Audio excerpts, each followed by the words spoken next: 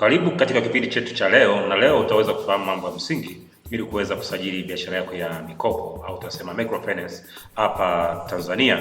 Na tutaweza kuona mambo ya msingi ambayo kwanza tutaona maana ya microfinance na maana ya mikopo. Pia tutaweza kuona maana ya nani anahusika na usajili wa microfinance, na tatu tutaweza kuona mambo ya muhimu ili kuweza kusajili microfinance.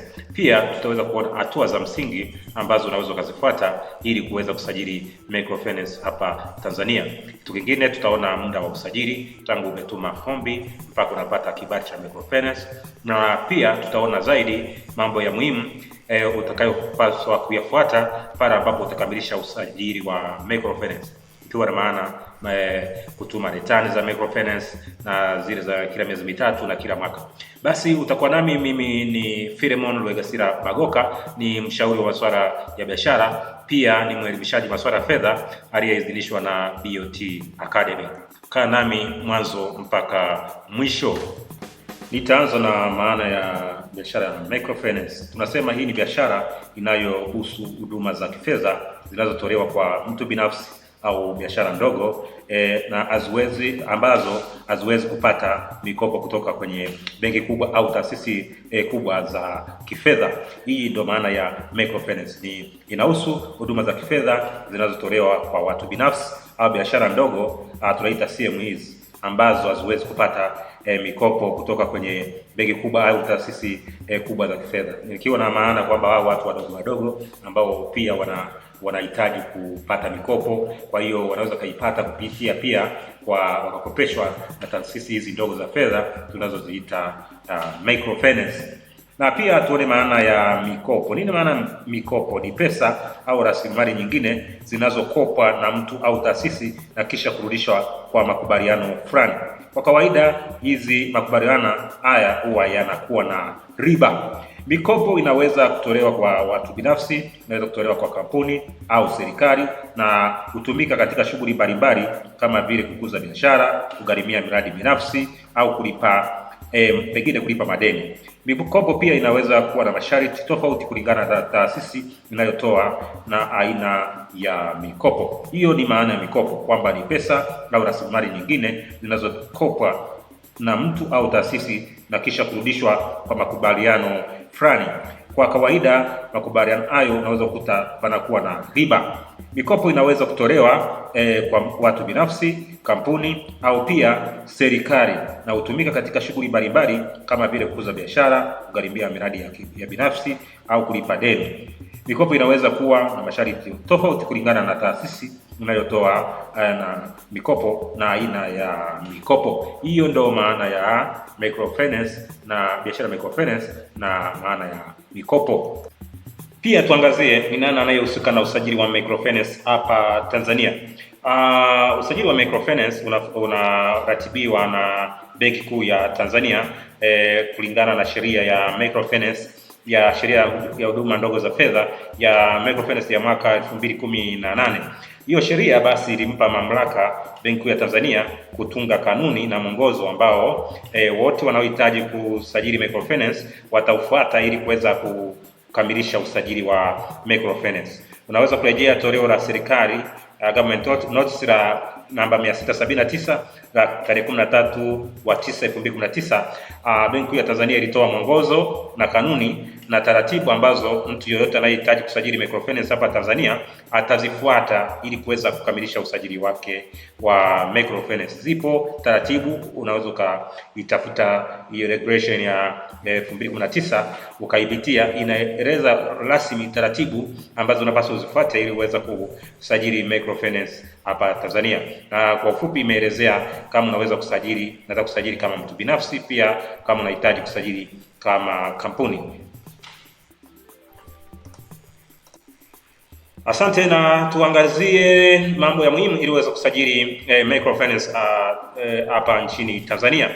Regulation ya microfinance 2019 imebainisha wazi kama unahitaji kusajili microfinance hapa Tanzania, ambapo imebainisha kwa wale wanaotaka kusajili kama ndani ya nchi ya Tanzania na wale ambao ni foreigners. Utaratibu umeweka wazi mle kwenye microfinance ni hatua gani uzifuate uweze kusajili microfinance, kupata usajili wa microfinance hapa Tanzania.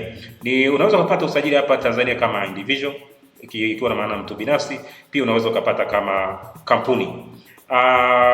Kwa upande wa mtu binafsi, mambo ya msingi, lazima utasajili jina la biashara BRELA, na baada ya kusajili jina la biashara utahitaji upate TIN na tax clearance. Baada ya hapo sasa ndo hatua za kuomba kibali cha microfinance zitafuata, ambazo utaziainisha hapo baadaye. Na kwa upande wa kampuni pia lazima uisajili kampuni yako BRELA, upate usajili wa kampuni yako. Baada ya hapo upate TIN na tax clearance TRA, na baada ya hapo kuandaa ombi kwa ajili ya kuomba kibali cha microfinance. Sasa kuna mambo ya msingi ambayo unaweza ikabainisha, either unaomba kama mtu binafsi au kampuni, ni mambo gani ya msingi lazima uwe nayo. Kama hapo unavyotazama, cha msingi lazima usajili biashara yako, kama ni mtu binafsi au ni kampuni, usajili kwa msajili wa biashara na makampuni BRELA. Baada ya hapo sasa, kama ni hiyo biashara, wewe ni mtu binafsi au kampuni, lazima upate TIN na tax clearance kutoka mamlaka ya kodi Tanzania TRA. Baada ya hapo sasa ni kuandaa ombi la kuomba kibali cha microfinance kwenda Benki Kuu ya Tanzania. Sasa ombi lako ombi lako la kuomba kibali cha microfinance linatakiwa liwe na mambo yafuatayo. Kwanza, kama ni mtu binafsi, lazima taarifa binafsi lazima uziambatanishe kwenye ombi hilo, ikiwa na maana ya kitambulisho chako, unaweza kuwa kitambulisho cha NIDA au cha mpiga kura, ikiwa na maana ya TIN na tax clearance binafsi, ikiwa na maana na pasipoti, ikiwa na maana CV na vyeti vyako, ikiwa na maana pia utahitaji pia kuandaa sera ya ukopeshaji kama ilivyoainishwa kwenye regulation ya 2019. Unafuata zile hatua ambazo Benki Kuu imeelezea ili kuandaa sera ambayo utaitumia kwenda kukopesha wateja wako, tunaita lending policy. Baada ya kuandaa vitu hivyo, pia itahitaji uwe na ripoti ya madeni kutoka kwenye taasisi zinazotoa ripoti za madeni, kwenye credit information, wanaotoa credit information. Pia kwa upande wa kampuni pia utahitaji kama ni wakurugenzi, pia watahitaji taarifa binafsi ziwepo. Taarifa binafsi ni pamoja na TIN na tax clearance, ni pamoja na kitambulisho, ni pamoja na pasipoti, ni pamoja na ripoti za madeni, ni pamoja na referral letters. Hata kule kwenye individual pia utahitaji uwe na referral letter, barua zinazo kutambulisha wewe kwamba kweli wanakufahamu, na wanaoandikia hizo barua za utambulisho wasiwe ndugu zako. Pia na kwenye kampuni pia utatakiwa uandae sera ya ukopeshaji ambayo kampuni yako itafuata kuweza kukopesha wateja wako. Sera hii ya ukopeshaji ambayo tunaita lending policy inafuata regulation 2019 iliyotolewa na Benki Kuu, ambayo imetoa wazi mwongozo wa namna ya sera ya ukopeshaji itaweza kuwa ili uweze kukopesha wateja wako. Ukihitaji usaidizi wa namna ya kuandaa sera za ukopeshaji na namna ya kuomba hapa vibali vya microfinance, unaweza kuwasiliana nasi ili tuweze kusaidia. Hatua nyingine, baada ya sasa kuandaa nyaraka zote kwa ajili ya usajili wa microfinance au kuandaa nyaraka zote, utapeleka ombi lako Benki Kuu ya Tanzania, ambapo Benki Kuu ya Tanzania itatoa kibali chako ndani ya siku 60, ambapo ndo utaweza kupata ndani ya siku 60 Benki ya Tanzania itaweza kukupa kibali, au kama kuna marekebisho yoyote ambayo yanapaswa yafanyie kazi. Na kingine, baada sasa umetuma ombi na umefanikiwa kusajili biashara yako ya microfinance, inatakiwa sasa unaenda hatua ya pili. Sasa unaenda kuanza biashara. Ili kuanza biashara, kama mwanzo ulikuwa hujakadiriwa kodi, basi unafika mamlaka ya kodi uweze kukadiriwa kodi kwa ajili ya kulipa kodi ya mapato. Na pia utahitaji kuwa na leseni ya biashara ambayo ya kuendesha biashara yako.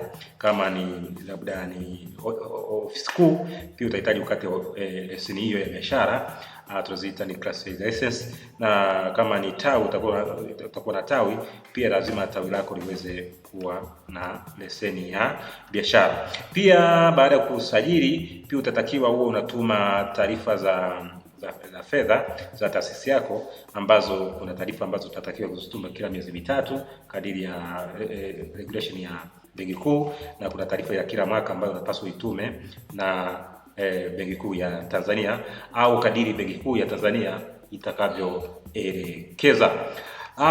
Kwa ufupi ni utaratibu wa namna ya kupata kibali cha microfinance kutoka Benki Kuu ya Tanzania. kwa fupi, ukihitaji kupata maelekezo zaidi unaweza kuwasiliana nasi kampuni ya Fitech ICT and Business Solution Limited kwa mawasiliano yetu namba 0682188544, au unaweza kutupata katika mitandao ya kijamii Facebook, Instagram, YouTube na TikTok na X kwa jina la Fitech ICT and Business Solution. Pia unaweza kutupata kwa namba ya simu 0682188544 kama utahitaji usaidizi. Asante na karibu tena.